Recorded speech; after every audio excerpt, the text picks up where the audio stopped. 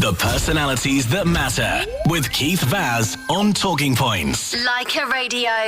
Welcome back. This is Keith Vaz on Leica Radio. I hope you enjoyed that song. My special guest is one of the stars of Scottish politics. Alison Thewliss joined the SNP as a 17-year-old following the 1997 Scottish devolution referendum. Before her time in Westminster, she'd been a researcher for a member of the Scottish Parliament. She was then elected to Glasgow City Council. In 2015, Alison Thewliss was one of 56 SNP MPs elected to the House of Commons in that sensational election. She represents Glasgow Central at Westminster and was recently appointed as the SNP spokesman on the Treasury. She's a keen interest in foreign affairs and has led the all-party Yemen group for the last few years. She's regarded by friends and political opponents as one of the most assiduous members of Parliament, always putting her constituency work first. Her constituency is one of the most ethnically diverse in the whole of Scotland. She joins me this morning from Glasgow. Good morning, Alison Thewliss. Good morning, Keith. Tell me, Alison, did you come from a political background? Were your mum and dad interested in politics? Or was it the Scottish devolution referendum that really got you going into Scottish politics? Well, it's certainly a very interesting time and lots of things going on. My parents are both teachers, so not particularly political. But, sort of coming to the referendum and all the things going around it, there was so much excitement and so much interest in Scottish politics, and having a parliament of our own, of course, was hugely exciting. It just captured my imagination, I suppose. Now, before you became a politician, you worked as a researcher in the Scottish Parliament. How was that experience? Because normally people who work as researchers for MPs or MSPs are completely put off by the job and never want to stand. Did you enjoy that?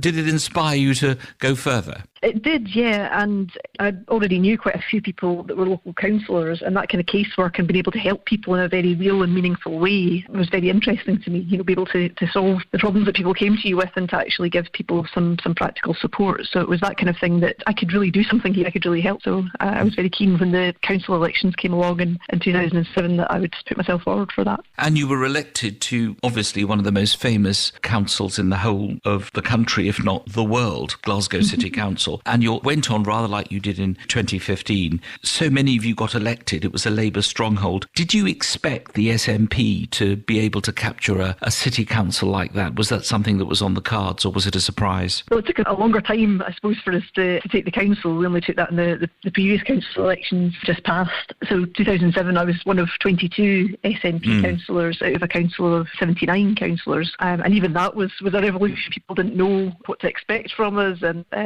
much like the group at Westminster, when we came in, people were quite surprised to see us. So it was really good experience, and it gave us all, I suppose, a good opportunity to really get stuck into our communities. And then, of course, the 2015 election, 56 SNP members of Parliament, which shook the Westminster establishment. What was interesting as an observer, sitting almost directly behind you as I saw you perform, is the collegiate nature of the SNP. You were always there supporting each other. Anyone made a speech, somebody else was sitting next to them. What was that experience like, and how different from Glasgow City Council? Because did you face hostility because of the Scottish cause, or did you take to life at Westminster? Was it quite enjoyable? Well, it was quite surreal, and I suppose it wasn't somewhere I'd ever imagined myself being at all. I found the whole thing quite strange. But we were, as you say, a really good team.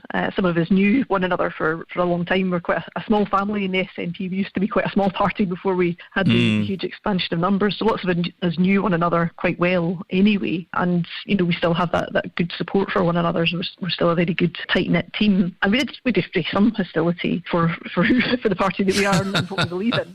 Some of that from more deeply from Labour members, and I suppose I understand a bit more now quite why people on the Labour benches were quite so upset with us, I suppose, because we did take a lot of Labour seats, and lots of your colleagues had were no longer there. So I can understand that now, reflecting on that. But we've been able to build up quite good relationship with Labour colleagues over the years as well. And it's good to make allies, I suppose, across the House and causes you believe in. This is Keith Vaz on Leica Radio. I'm talking to Alison Thewliss MP, the SNP spokesman on the Treasury. We're going to take a short break and we're going to be back to talk about foreign policy issues. Keith Vaz on Talking Points. Leica. Welcome back. This is Keith Vaz on Leica Radio. I'm talking to Alison Thewliss MP, the Scottish National Party's spokesman on Treasury affairs. Alison Thewliss, you're very vocal in your support for the Palestinian cause. What is your current take on the situation there? We've got obviously the possibility of change in Israel with a possible new prime minister, but how do you think this is going to be resolved? It's been proven to be a very, very difficult situation to resolve, and I think it requires cooperation and compromise on all sides, really, and support from the international community too. And what worries me greatly, I suppose, is the ongoing situation for people who have been, left without homes, without food, and the humanitarian situation ongoing in Palestine as well, because it really worries me. There was some figures out from the World Health Organization the other day that said 200,000 Palestinians are in need of health aid, and that's absolutely massive in that area. So I would hope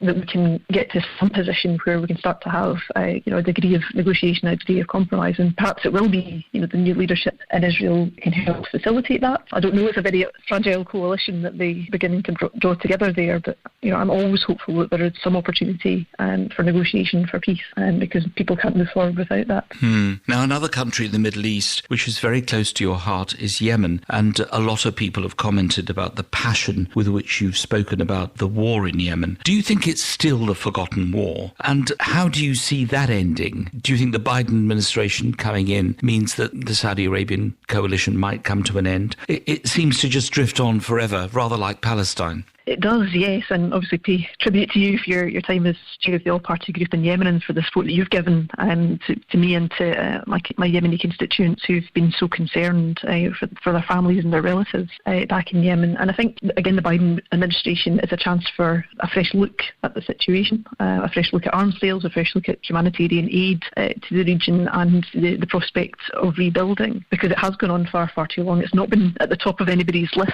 which I think is a real scandal, really. That this war has continued and nobody has really taken it as a priority. It's difficult to imagine, isn't it, places like Yemen and Palestine. Here are we in Glasgow and in London and Leicester getting our vaccinations. Nobody ever talks about how people who are in conflicts are getting that kind of health support. They just don't talk about it, do they? Absolutely, and I think in many cases because they just aren't getting that support. If you're in and out of a country, you're not going to get the vaccinations that people need either. And some of the news coverage that has come out of Yemen relating to COVID has been very disturbing as well. I think there was a BBC piece which was very good on that, and I think there needs to be a whole lot more done internationally to make sure that people are working together to make sure that those people furthest away from vaccination do get that as well, because we can't be safe until everybody is safe. I mean, to our listeners, this is a fascinating conversation with you because you're the first Scottish Member of Parliament, the first SNP member to ever appear on Like a Radio.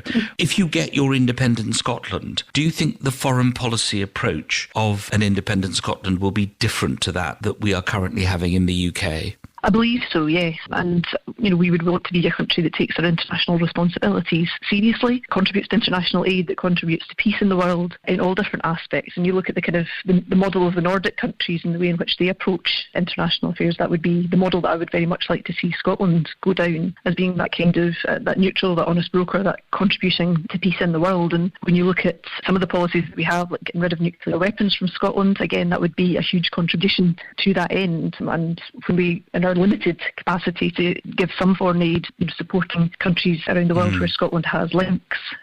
So again, we would like to continue to work on our links with Malawi and our links with other countries and build that up in a positive way, and to do it through, I suppose, development rather than through sales of arms, because I think that can be such a negative aspect of the world if we're supplying all the weapons to the world rather than supplying the rebuilding and the capacity for good governance. I think that's really where we need to be. Now, you've just been given yet another job, apart from your constituency work and all your interests in all these all-party groups. You've been made the SNP spokesperson on the Treasury, which is a very big job and very tough job. You've got to read the Red Book and all kinds of things. Do you think the public finances are sound at the moment? Because there seems to be a bottomless pit of money that is available to pay for everything. Obviously, as we are consumers of vaccinations, etc., and the furlough scheme has been very successful, it's been a good thing. But do you worry about the public finances? I do, but from a slightly different perspective, because my worry is that we're going to get to the situation where the Tories just all of a sudden decide to turn the taps off, which will cause a massive economic shock. So if you look at the way in which, again, Biden has been approaching things in America with stimulus. That's actually driving the economy, actually keeping things going. And there's a very interesting graph, I think, in the New Statesman today, which shows that the UK has the sort of hardest hit of the G7 countries in terms of our recovery from the pandemic, whereas America is zooming away ahead. And the kind of approach of going, well, we've spent this money now, but we're going to have to pay it back right away, and it's going to be very hard. This is what we saw after the banking crisis, and austerity was so toxic and damaging for so many of our constituents that parts of the country have still not recovered from that. So I would like to see a more positive approach of investing in the country, of those kind of public projects that can help us bring about that, those net zero goals, coming into a green recovery with green jobs and starting to change some of the things that have been holding us back for so long. And with those purse strings held at Westminster, it makes it very difficult for the Scottish Government to do all of the things that we would like to do in that regard to make that real change. This is Keith Vaz on Leica Radio. I'm talking to Alison Thewliss MP, the SNP spokesman on the Treasury. We're going to take a short break. When we come back, we're going to talk about COVID in Scotland and also her interest in immigration and home affairs. Join us after the break. Welcome back. This is Keith Vaz on Leica Radio. I'm talking to the SNP's spokesperson on Treasury Affairs, Alison Thewliss MP, the Member of Parliament for Glasgow Central. Alison, how would you assess the British and devolved Scottish Government's role during the COVID pandemic? Have they acted in the way in which you are pleased with, or do you think more should have been done? Well, I think both governments would admit, certainly the Scottish Government has admitted, they haven't got everything right in this pandemic, and that's understandable given how suddenly things happened and very difficult tasks that they had to deal with in order to try and protect people's lives. But there is no denying that lots of things have gone wrong. You only have to look at the death toll and reflect on what has happened there compared to how other countries have dealt with this. Measures like the furlough scheme, again, I'm supportive of. These are things that the UK government that we asked them to do and are supportive of them happening. We'd like to see them staying in place for as long as they're required, because we're not out of this pandemic yet, unfortunately. We need to make sure that support is there. But I'm incredibly proud of Nicola Sturgeon and the way in which she has handled the pandemic. She's been front and centre of this. She's been accountable to the public in the press conferences that she's had practically on a daily basis during the past year. And she's certainly done everything that she could within the powers that she has to try and protect life and to try and make sure that people get through this. And it's been such a difficult job. The UK government, I feel as though some of the decisions that they've taken have not been taken for the right reasons. They've not listened to all of the medical advice that they've been given with. And it feels as though, looking at the past year and reflecting on it, perhaps they haven't learned all the lessons that they ought to have done. So there's some dubiety now about this 21st of June date for England that's being talked about. The media have grasped on this as a sort of Freedom Day, but we were here last summer, we were here last Christmas about freedom and good things going back to normal. But actually, are we there yet?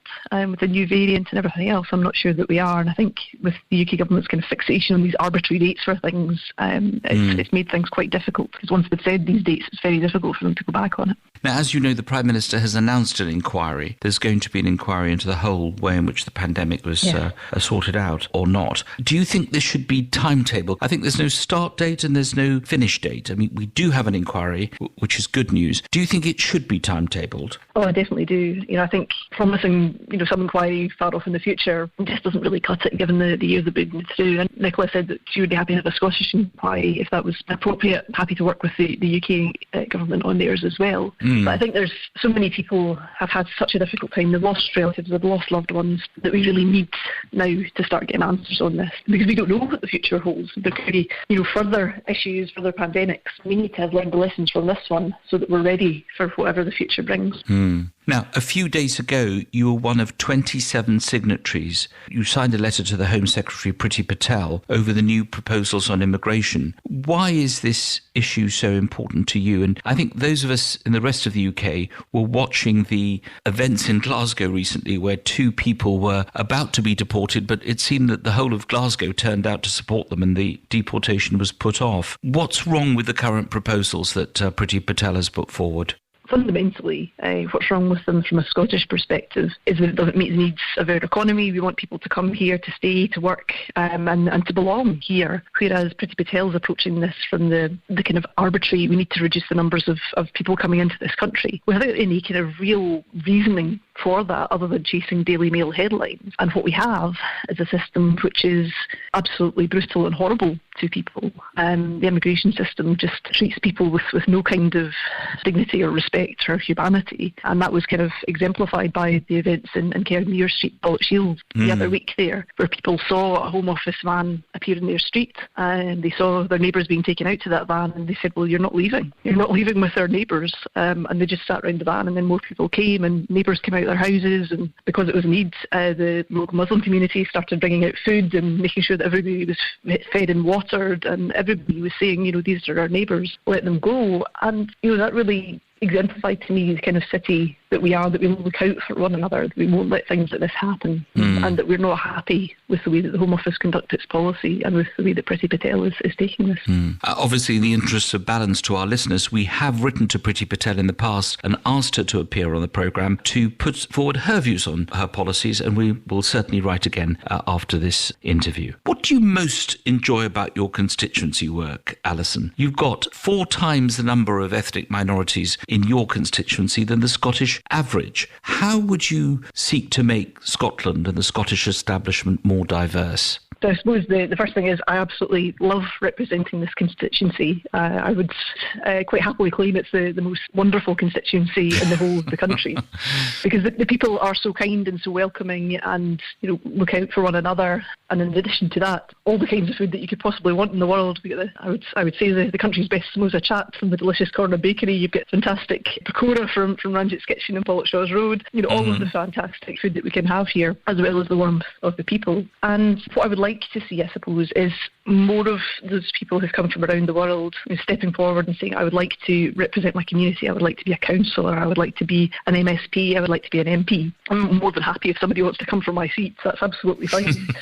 And I said that to folk as well. But I think it's just encouraging and supporting the community and giving them that voice and making sure that they have their place as well. And I was really pleased to see, in the new Scottish Parliament just elected last month, more ethnic minorities. The first permanent wheelchair user, Pam Duncan Glancy, who's a Labour MSP but an absolutely fabulous campaigner, and the first woman of ethnic minority background, Cocab Stewart, who's my colleague in the Kelvin constituency, and also the first Sikh woman getting elected to Parliament as a Conservative as well. So I think it's brilliant that we've got these people coming from all different parties, and more of that, I think. And I think having this incredibly important leap in our Parliament of diversity will certainly encourage more people to come forward. And I would encourage people to think about the council elections next year, to think about, can you step forward and be part of that, and to get involved right now in whichever party that you happen to be a member of. Get involved right now and start to have that conversation. This is Keith Vaz on Leica Radio.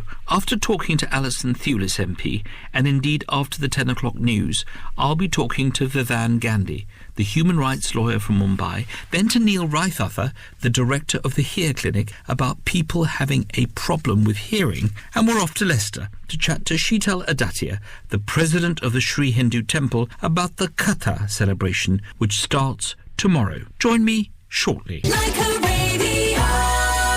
Welcome back. This is Keith Vaz on Leica Radio. I'm talking to Alison Thewliss, the first SNP and the first Scottish MP to appear on Leica Radio. Alison Thewliss, how confident are you that there will be an independent Scotland? Do you think it'll happen in, for example, your lifetime? I very much hope so, yes. It feels very much as though we're moving in that direction, and the public opinion polling that's been published on this, there's a consistent move of people supporting independence. There's a consistent move of people thinking it's going to happen as well, and maybe it won't happen next year, but it's going to happen at some point in the not too distant future. So I'm very confident about that. And the past year has also shown people the limitations of devolution and the opportunities that we could have as an independent country. What do you think an independent Scotland will look like? After all, you're supporting an independent Scotland. If you win, that may well put you out of a job. Or will you still have representation in Westminster? I think people don't realise that this is going to end. Yeah, I would be absolutely delighted to put myself out of a job, Keith. That's sort of the difference, I suppose, between SNP MPs and every other MP at Westminster is we're not looking for a career down there. We're looking to get out, to settle up, not to settle down, as Winnie Ewing would put it. And I suppose that makes our role there a wee bit different. And we are looking forward to the time that we never have to, get in a train and travel all the way down to London to represent our constituents. And I suppose as to what an independent Scotland would look like, well, that's very much up to the people of Scotland. Scotland. That's not me to decide that. But I think very much we're looking for an independent Scotland that has, fairness, social justice at its very heart. And the areas where we have been able to make policies, the limited benefits powers that we have, we've taken that to heart, and we've said we're going to look at making fairness and dignity at the heart of that system. For example, rather than the very punitive way the DWP treats people. So it's that kind of striving towards, I think, as I said earlier on, towards what the Nordic nations have, where they have fairness, where they have equality, where they have the rights of women far greater sense of women's rights within what they set up as well. So it's looking towards that kind of model. But as I say, it's for the people of Scotland to decide that. Once we have independence, you can elect whichever government you like and go in whichever direction that you like, I suppose. But we would like to move in that direction and to have these in a kind of constitutional basis as well, which the UK really doesn't have a constitution to speak of. And we would want to have these kind of rights enshrined within that. Now, you were very much in favour of remaining in the EU. We hardly talk about Brexit these days, obviously because the pandemic has taken over as the biggest issue around. Do you think that an independent Scotland will seek membership of the European Union and will want to be part of it? And then you have the problem, of course, as you have in Northern Ireland, you have a border in the middle of the sea there. You'll have to have a land border. Is that something that a future Scotland will be looking for?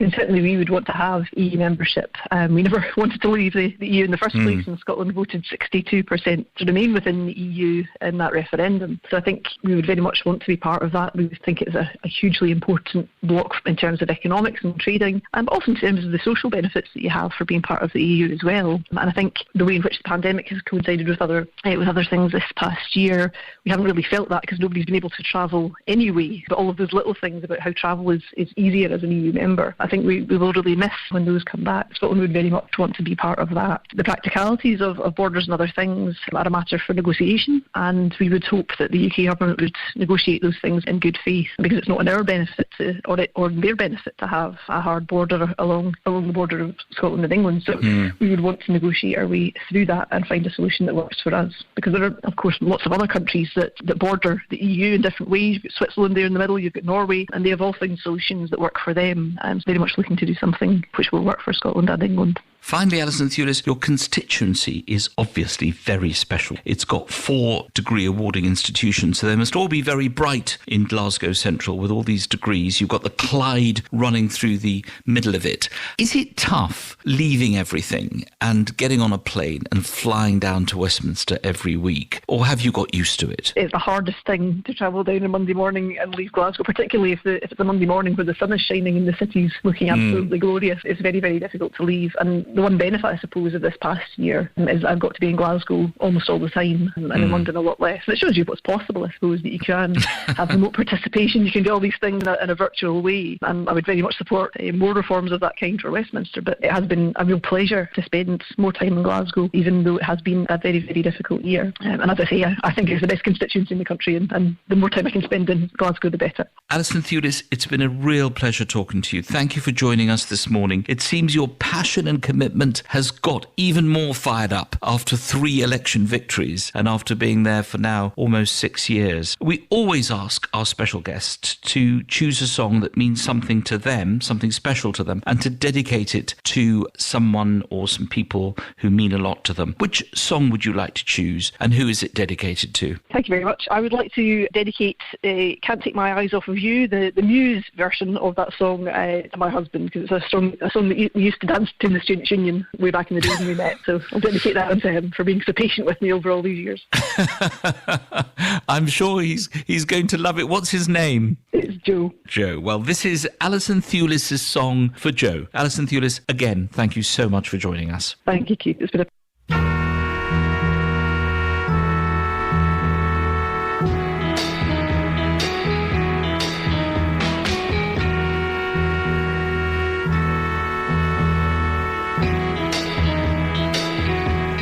You're just too good to be true. Can't take my eyes off of you. You'd be like heaven to touch. I wanna hold you so much.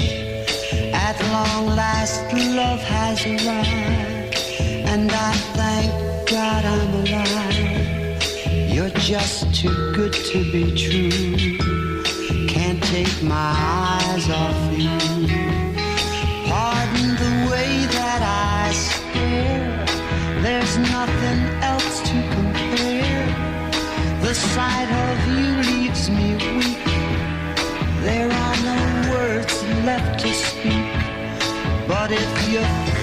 like I feel. Please let me know that it's real.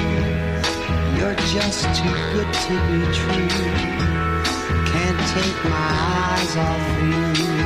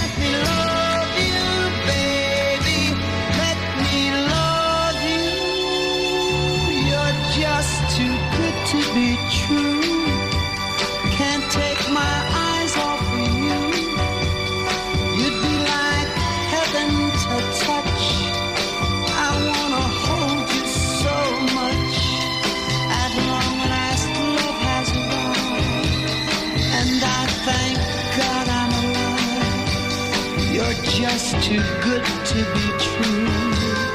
Can't take my eyes off you.